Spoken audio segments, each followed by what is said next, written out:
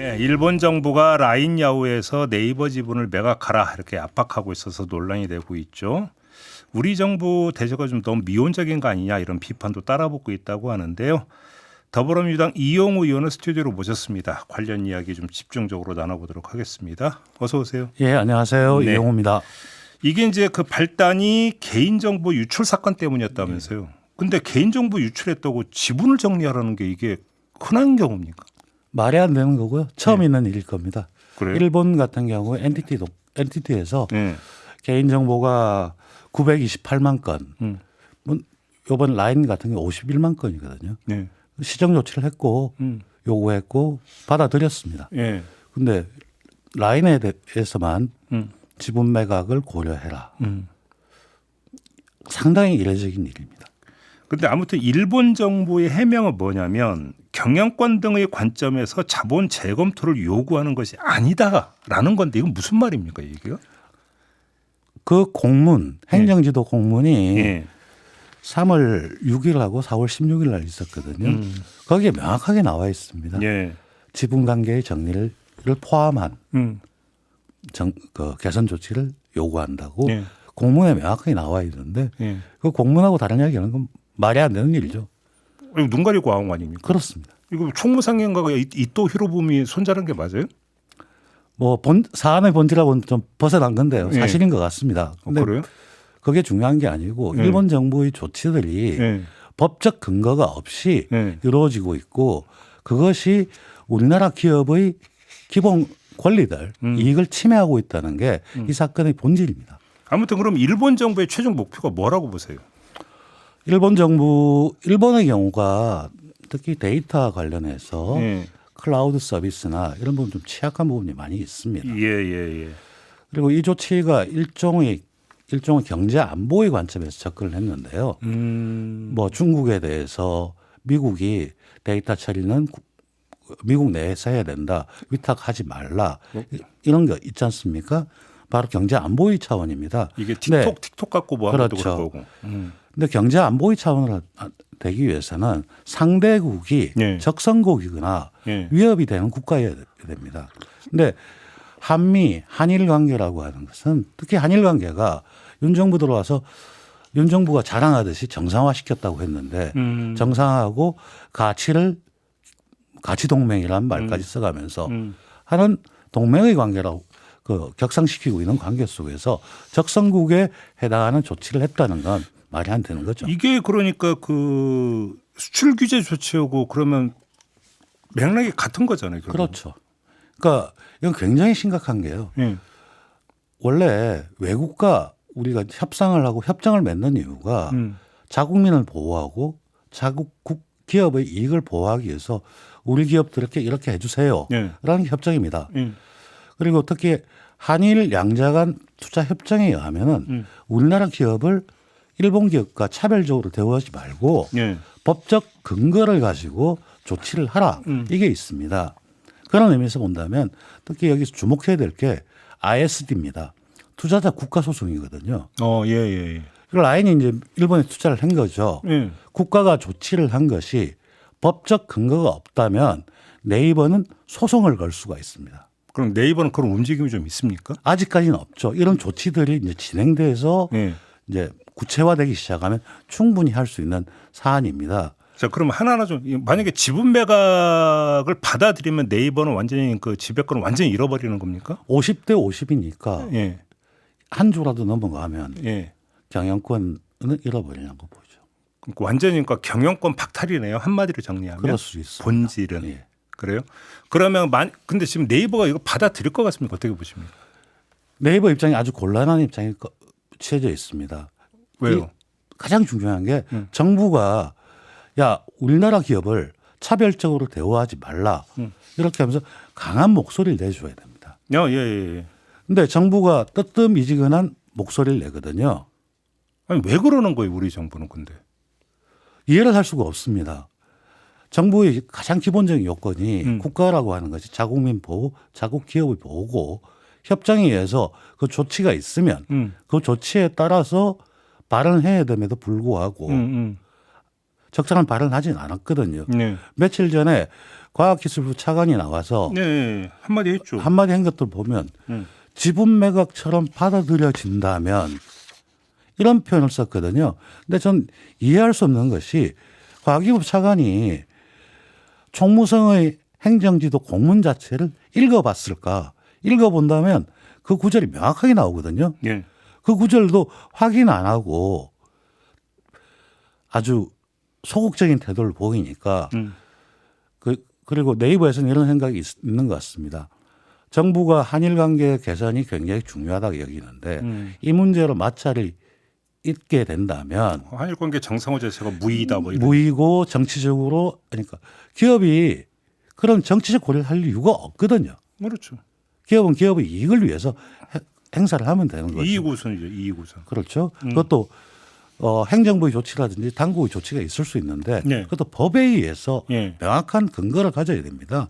근데 그게 없는 상태에서 되고 있으니까 아, 이 문제에 대해서 나의 이익이 침해됐기 때문에 적극적으로 싸워야 되겠다고 싶은데 국가가 다른 생각을 하고 있나? 그러니까 주저하는 거죠. 그래서 네이버 내부 반응을 보면 이 사업을 했던 사람들이나 관계자들은 굉장히 화가 나 있습니다. 격앙돼 있다. 예. 근데 경영진이 이제 눈치를 보고 있는 거죠.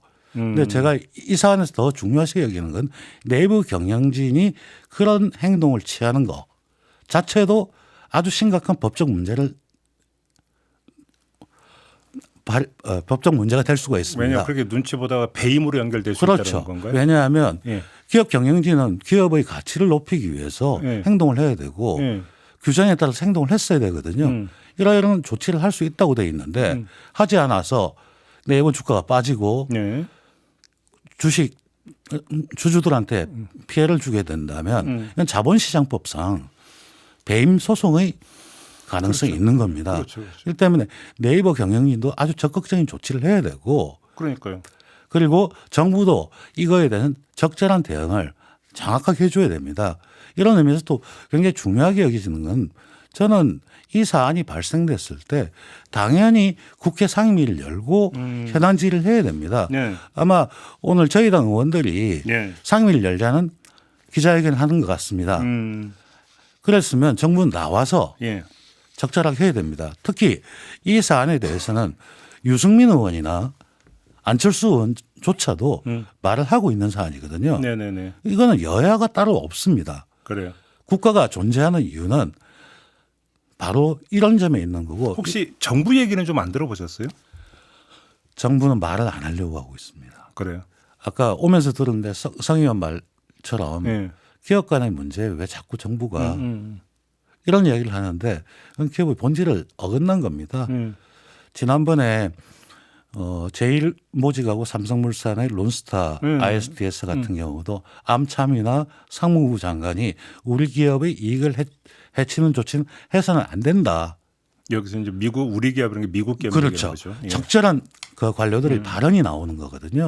그러니까 지금 그런 발언들이 안 되고 있다는 거. 그러니까 부처도 결국은 산자로 이럴 때도 더 위를 가지고 그걸 눈치 보고 있는 거죠. 용산 눈치 보고 있다는 얘기입니까 결국은? 뭐 어디 눈치를 볼지 모르겠지만 예. 해야 될 일들을 안 하고 있는 거. 근데 윤석열 대통령 스스로 1호 영업사원이라고 했잖아요. 그래서 얼마 전에 했던 기자회견에서 저는 당연히 그걸 물어볼 줄 알았습니다. 그 얘기까지 가면 시간이 너무 길어지니까 여기서 생략을 하겠고요. 네이버가 지분 매각 안 하고 버티면 그때는 어떻게 될 것 같습니까? 버티면 갈등이 좀 심화될 수 있고요. 예. 그리고 우리 정부도 나서줘야 될 거고 네. 또한 이게 지분 매각이 또 쉽지 않은 게 음. 소프트뱅크의 사정을 좀 봐야 됩니다. 예.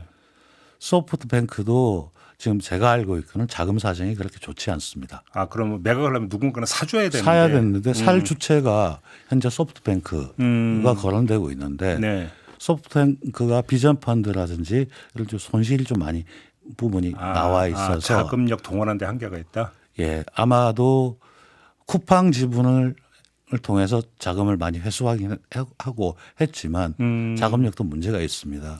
그리고 설령 네이버가 매각을 결정한다고 할지라도 예. 중요한 거는 얼마만의 가치를 받을 것이냐. 아, 또 그 문제도 있죠. 그렇죠. 예. 예. 근데 거기서도 정부도 나서주지 않고 일본 정부가 압박을 넣고 네. 그래서 가격이 떨어지면 네. 그것도 손실인 겁니다. 실제로 외환은행 케이스에서도 그 이야기가 나왔죠. 김승유 회장과 네네네. 압박을 넣었기 때문에 가격을 제대로 못 받았고 예. 이런 현상을 해서 우리가 1,000억 이상을 물어줘야 되는 이런 현상이 있듯이 왜 제가 이 말씀을 드리냐면 한일 양자투자협정에 ISDS가 들어와 있기 때문에 네. 그런 여러 가지 문제를 같이 가지고 아니 있습니다. 그러니까 국제 통상에서 보이는 보통 이제 보복 조치라는 단어도 종종 등장하잖아요. 근데 보복 조치는 둘째치고 뭔가 우리 정부의 단호한 입장 표명이라도 있어야 되는데 지금 이게 없는 거잖아요. 그렇죠. 아까 잠깐 말씀하셨던 투자자 국가 소송 제도를 활용하는 방법은요. 네이버가 이 조치에서 예를 들어 지분 매각이 되었는데 예. 지분 가격이 원래 그냥 정상적으로 했을 때와 비교해서 얼마 이상 적게 받게 되면 그건 국가의 압력에 의한 것이기 때문에 그 일본 정부에 대해서 그걸 물어내라 할 수 그러니까 있습니다. 결국은 투자자 국가 소송 제도에 그러니까 소송을 걸기 위해서 일단 매각이 돼야 되는 거네 일단 먼저. 그렇죠. 먼저. 예. 근데 거기서 손해 봤다. 일본 정부의 개입 때문에 네. 이게 이제 핵심 쟁점이 그렇죠. 되는 거다. 그럼 이건 다음 이야기가 되는 거고 일단 매각을 안 해도 되는 상황을 일단 만드는 게 중요한 거잖아요. 우리 입장에서는. 그러면 결국 정부가 나서야 된다. 정부가 나서고 네이버도 경영진이 예. 적극적으로 나서야지만 예. 나중에 우리는 안 팔려고 했는데 예. 강제적으로 팔렸어. 너희 이래야지만 소송을 할 수가 있거든요. 그게 아니고 너희 원래부터 팔려고 했잖아. 그러니까 그럼 최소한 우리 정부가 네이버 최고 경영진에게만이라도 확실한 메시지를 주거나.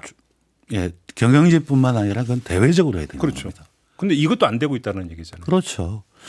이해가 안 되네. 다시 한번 왜 그러는 겁니까? 한일 관계 정상화라는 이 성과 때문에 지금 여기에 매달려 있는 겁니까? 그렇게 추측은 됩니다만 확인은 못하겠습니다. 근데 정상화가 됐나요? 잘 모르겠습니다. 그래요? 국가 간의 관계라고 하는 것 자체가 네. 동일한 대우가 가장 중요하지 않습니까? 그렇죠. 그런 것들이 이루어지지 않은 상태 속에서 네. 글쎄요. 말, 이념에 예. 치우쳐 있는 것 같습니다. 알겠습니다. 답답하네요. 말씀 듣다 보니까. 아무튼 상임이라도 열어야 된다. 알겠습니다. 자, 오늘 말씀 여기까지 듣도록 하겠습니다. 고맙습니다. 의원님. 네, 고맙습니다. 더불어민주당의 이용우 의원과 함께했습니다.